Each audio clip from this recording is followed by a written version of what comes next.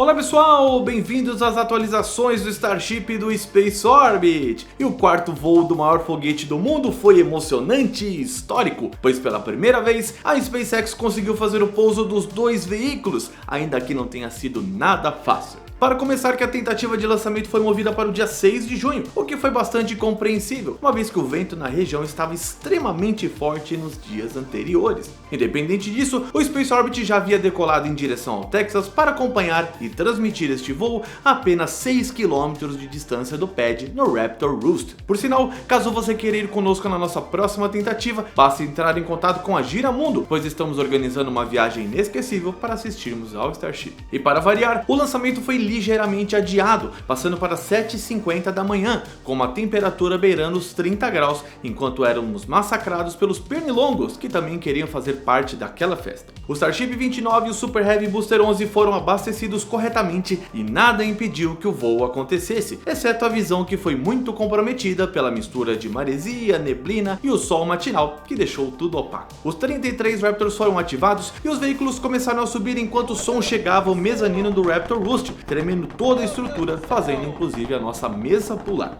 Logo ao sair do pad, a fumaça tomou conta de tudo, mas já foi possível notar nas imagens que um dos motores falhou com apenas 4 segundos de voo, mas não impediu que o lançamento continuasse. Com 38 segundos de missão, o Starship já atingia 600 km por hora e 2 km de altitude, e perdia uma ou outra proteção térmica. E o momento de maior estresse no voo, o chamado Max Q, aconteceu sem problemas, e o foguete de 121 metros de altura foi ganhando mais velocidade até iniciar a manobra do Hot Stage. Ao atingir os 5.500 km por hora, os Raptors foram continuamente desligados até restarem os 3 centrais, enquanto os motores do Starship eram ativados, espalhando chamas pelas saídas da seção intermediária, concluindo com sucesso a terceira vez que a SpaceX realizava este procedimento. Agora, com o Chip 29 e o Super Heavy B11 separados, o primeiro estágio fez a manobra de rotação e reativou os 13 Raptor Center, permitindo que voltassem para perto do local de lançamento. E de maneira perfeita, a velocidade foi reduzida e os motores foram desligados, mostrando que as correções em relação ao último voo deram certo,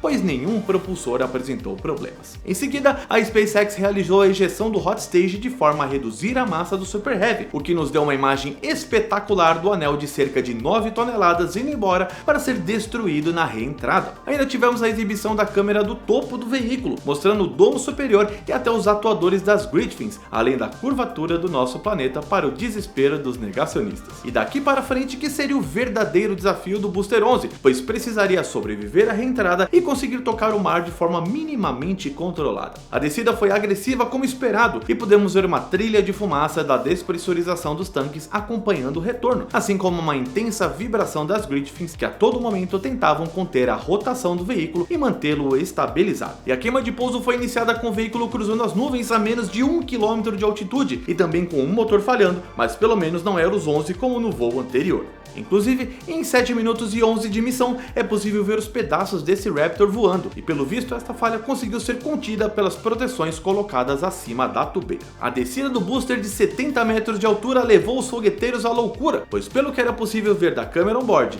e cruzando com a telemetria, o Super Heavy conseguiu reduzir sua velocidade e pairar minimamente antes de tocar a superfície do Golfo do México. E ali estava o maior e mais complexo veículo espacial da história tombando na água, depois de uma manobra dita como impossível por muitos. 2 dias depois do lançamento, a SpaceX divulgou o vídeo que todos queríamos ver, com a boia da empresa gravando o exato momento em que o Super Heavy voltava, parecendo ainda mais que víamos uma cena de ficção científica. Mesmo se o restante da missão não tivesse dado certo, o avanço seria gigantesco, pois com esse acerto, tentar um pouso em solo na torre de integração não parecia mais ser tão impossível. O veículo apresentou o controle necessário para realizar uma manobra tão complexa, inclusive parecendo a própria animação que a SpaceX divulgou há pouco tempo de como seria esse retorno. É possível também ver o momento em que o Booster 11 está em velocidade transônica, pois há a formação de um cone muito visível na base do veículo, e por mais que seja lindo de ver, o estrondo será gigantesco, visto que a seção dessa base é muito grande, então uma volta para o solo será ainda mais barulhenta que de um Falcon 9. O Tio Musk já anunciou que o Super Heavy tentará sim pousar na torre já no voo 5, e que deve acontecer em cerca de um mês, mas pode colocar mais tempo tempo, pois o Elon é horrível para determinar prazos. Mas nada disso muda que vimos algo inédito e histórico, com o booster voltando de maneira praticamente perfeita, o que nos deixa ainda mais ansiosos para a próxima tentativa, mesmo que tudo acabe em uma gigantesca explosão. E você pode começar hoje mesmo a sua coleção de Starships do Space Orbit feitos exclusivamente pela loja do fogueteiro. Comece pelo pequeno e simpático SN15, que voou ainda no começo do programa e que vem acompanhado de um pad orbital para usar de base e deixá-lo no jeitinho para lançar. Siga para o Starship 25 com seu escudo de calor e detalhes incríveis, como o sistema de terminação de voo, tubulações, Raptors e muito mais. Claro que também você poderá se vestir com as nossas camisetas como a Gateway to Mars, mostrando o horizonte de Starbase, a maior fábrica de foguetes do mundo, assim como a já clássica anatomia do Starship com os principais sistemas desta incrível espaçonave. E economize em todos esses produtos com a compra do kit, que também é um excelente presente para fogueteiros de todas as idades. E temos uma oportunidade única, pois quem comprar o nosso Falcon Heavy vai ganhar um pedaço do pad orbital do Starship que foi destruído durante o primeiro voo deste gigantesco foguete. Trouxemos essas pedras cheias de história só para que vocês possam guardar com muito carinho, mas não bobeia, pois são apenas 6 unidades. Acesse a loja do fogueteiro pelo link na descrição ou em spaceorbit.com.br e conquiste o cosmos, pois somos o seu lugar do espaço aqui na Terra. E como se já não tivesse sido suficiente o Super Heavy ter dado um verdadeiro show durante seu pouso, as coisas ficariam ainda mais tensas e emocionantes com o Starship. A queima dos motores aconteceu conforme esperado, deixando o veículo em uma altitude de 151 km e cerca de 26.500 km por hora, atingindo novamente a órbita. A orientação do Chip 29 parecia um pouco fora, mas foi rapidamente corrigida e tivemos novamente belíssimas imagens da Terra durante a fase de coast. Pena que as câmeras pararam de funcionar durante alguns períodos, com o Tio Musk dizendo que aquelas localizadas na parte interna ainda estavam transmitindo, mas as do lado de fora parece que apresentaram problemas que foram piorando ao longo do voo. Pouco depois dos 40 minutos, o Starship começou a tarefa mais difícil e tensa de toda a missão, o momento de reentrada no nosso planeta. O plasma começou a aparecer em cerca de 45 minutos em uma cor alaranjada, e tudo parecia muito bem, com o veículo na inclinação correta de forma a perder velocidade sem torrar o escudo. Por sinal, fica o detalhe sobre a razão de descida, que é o quanto a espaçonave perde de altitude em relação ao quanto se move na horizontal, e é possível notar que o Chip 29 perde pouquíssimos quilômetros ao longo dos minutos, e isso é explicado pela capacidade de refração do escudo de calor. Nesta manobra, a inclinação da espaçonave é fundamental para que a distribuição de calor seja a maior possível sobre as áreas das proteções térmicas, porém de forma controlada para que não sature sua capacidade. E mais do que nunca, o escudo foi testado até o seu limite, ou além dele, pois em torno de 55 minutos vimos os hexágonos do flap superior começarem a ser calcinados. Ainda não é possível saber exatamente o que gerou esta falha, mas ela causou os 10 minutos mais tensos que os fogueteiros já viram nos últimos anos. Com as proteções destruídas, a manta inferior não durou muito, chegando no aço inox, que passou a absorver todo o calor gerado pelo plasma e começou a derreter, arrancando pedaços inteiros, acertando inclusive a câmera que gravava tudo. A telemetria passou a ser a nossa única aliada nessa jornada de retorno para o nosso planeta, pois o sinal das imagens passou a oscilar, deixando todos apreensivos se o Chip 29 tinha explodido ou não. E incrivelmente o veículo sobreviveu aos 10.000 km por hora, já a 45 km de altitude, onde a atmosfera se torna mais densa, então havia uma chance, ainda que pequena, de vermos essa espaçonave pousar de forma agressiva no mar. Mas o que recebemos foi ainda mais impressionante, pois ao se aproximar da água, o Starship conseguiu reativar seus motores e iniciar a manobra de rotação, reduzindo a sua velocidade de maneira controlada, algo simplesmente inacreditável. Mesmo com a pouquíssima definição devido à lente quebrada da câmera, a telemetria nos mostrou que o pouso foi consideravelmente tranquilo, causando um alvoroço entre os funcionários da SpaceX e também entre fãs dos lançamentos de foguete em diversos lugares do mundo. Neste dia, a empresa fundada por Elon Musk conseguiu um feito inédito ao pousar a maior espaçonave já construída de maneira controlada de volta no nosso planeta, mesmo com a perda do veículo, o que já era previsto desde o começo. Nem o mítico ônibus espacial era tão grande comparado ao Starship, e pela primeira vez na história da humanidade temos a chance de construir um sistema de lançamento totalmente reutilizável. Ainda há muito a ser feito, mas o dia 6 de junho de 2024 já entrou para as datas mais importantes da astronáutica, além de reforçar o quão quão distante a SpaceX está do restante do mundo, deixando-a pelo menos 20 anos à frente de outras agências e empresas.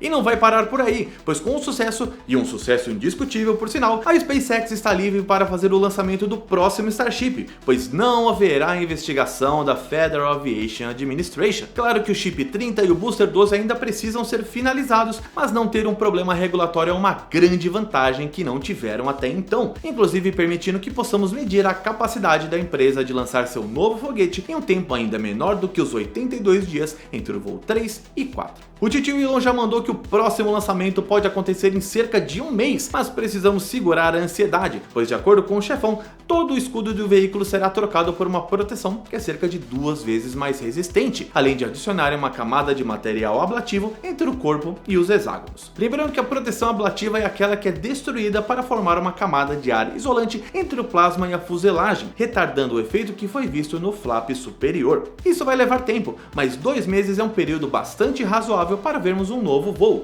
isso se os veículos seguirem o ritmo de testes sem nenhum problema maior. Mas eu tive bastante sorte em conseguir encontrar alguns pedaços do escudo de calor na praia de Boca Chica logo após o voo, e ele se parece muito com um pedaço de isopor, só que com uma parte preta. Claro que os hexágonos e outras formas que compõem a proteção são bastante diferentes entre si, mas agora temos um pouco da história deste voo aqui no Space Office, e em breve faremos um teste para saber qual a resistência do material a altas temperaturas. Mas qual nota você daria para este lançamento do Starship? Deixe nos comentários, pois a sua opinião é fundamental para entendermos quão importante foi este voo. E agora, pouso dos veículos. E o dia que tanto esperávamos chegou, pois o maior foguete de todos os tempos conseguiu fazer uma missão perfeita, com direito a pousar ambos os veículos no mar com um roteiro que só a vida real poderia criar. Estamos diante de uma conquista dos seres humanos, e não só da SpaceX ou de Elon Musk, pois todos, sem exceção, terão benefícios de voos espaciais mais baratos, mesmo que demore alguns anos. A inovação tecnológica gerada por um único foguete é inacreditável, até para aqueles que acompanham este mundo de perto, vendo as mudanças dia após dia, pois o Starship é sim o nosso atual santo graal da exploração espacial. Já saímos do mundo das especulações e migramos para as possibilidades, uma vez que vimos a chance de criar um sistema totalmente reutilizável, barato e com capacidade de ser rapidamente colocado para lançar novamente. Se alguém ainda tem dúvidas sobre o potencial revolucionário do Starship, ou estamos no campo da ignorância ou da negação, pois tudo vem caminhando para um futuro onde viver fora da Terra será uma realidade. As missões Artemis realmente têm chance de pousar os seres humanos na Lua, assim como uma ida de carga e astronautas para Marte voltam para o jogo por não serem mais tão complexas quanto antes e principalmente menos caras. E nós pudemos estar lá, em Starbase, ao lado de fogueteiros de vários lugares do mundo e grandes amigos criadores de conteúdo, como Felix do canal What About It e também Jay Castro, que nos ajudou muito durante todo o evento tirando grandes imagens do voo. O Space Orbit conseguiu novamente ser credenciado pela SpaceX e desta vez colocamos uma câmera remota para tirarmos nossas primeiras imagens deste lançamento ali pertinho do pad. O nosso trabalho continua agora com o voo 5, quando poderemos ver o pouso do Super Heavy acontecer na torre de integração, algo que será ainda mais impressionante, mas temos que deixar nosso agradecimento a todos aqueles que permitiram esta viagem fantástica acontecer, como os nossos fãs, apoiadores, patrocinadores como a Alura e a Giramundo, a equipe do Space Orbit, o grande Sérgio Sacani do Space Today e principalmente a minha família, que sabe entender a necessidade de acompanharmos estes eventos ao vivo e em loco. Então continuamos a nossa missão de trazer o mundo dos lançamentos espaciais a todos vocês, dia após dia, pois mesmo através de todas as dificuldades, chegaremos às estrelas.